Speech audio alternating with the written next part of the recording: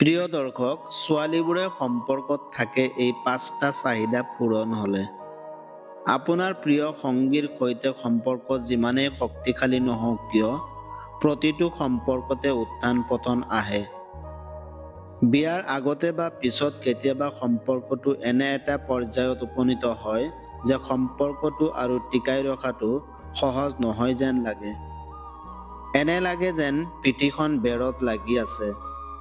এনে পৰিস্থিতিত প্ৰায়ে দেখা যায় যে নাৰীয়ে পৰিস্থিতিৰ লগত আপোচ কৰি সকলো কথা নীৰৱে সহ্য কৰে।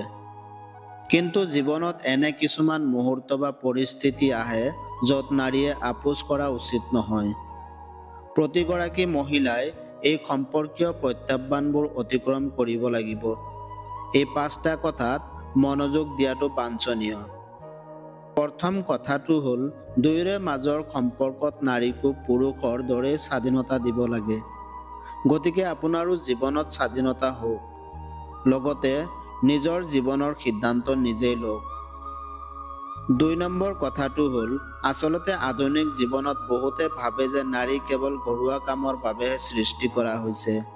যদি আপোনাৰ সংগীৰ চিন্তাধাৰা একেধৰণৰ হয়, তেন্তে সম্পৰ্কটোক আৰু আগুৱাই নিয়াৰ আগতে আপোনাৰ সংগীৰ সৈতে এই বিষয়ে মুকলিকৈ কথা পাতক। তৃতীয় কথাটো হ'ল, বিয়াৰ পিছত যদি আপোনাৰ সংগীৰ চাকৰিৰ সমস্যা হয়, তেন্তে আগতীয়াকৈ আপোনাৰ সংগীৰ লগত কথা পাতিব আৰু চিন্তাশীল সিদ্ধান্ত লওক।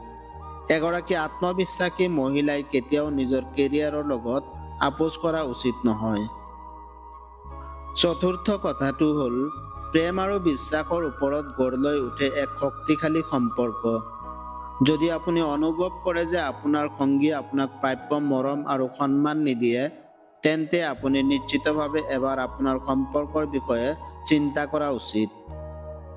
5 নম্বৰ কথাটো হ'ল, সংগীৰ পৰা আঁতৰত নিজকে কিছু সময় দিয়ক। বন্ধু-বান্ধৱীৰ সৈতে পাৰ্টি কৰাই হওক বা আপোনাৰ প্ৰিয় কিতাপখন পঢ়াই হওক, সুখী কৰা কাম এটা কৰক। ইয়াৰ বাবে কাৰো পৰা অনুমতি লোৱাৰ প্ৰয়োজন নাই। সংগীৰ লগত এনে বুজাবুজিয়ে সম্পৰ্কটোক সতেজ কৰি ৰাখে।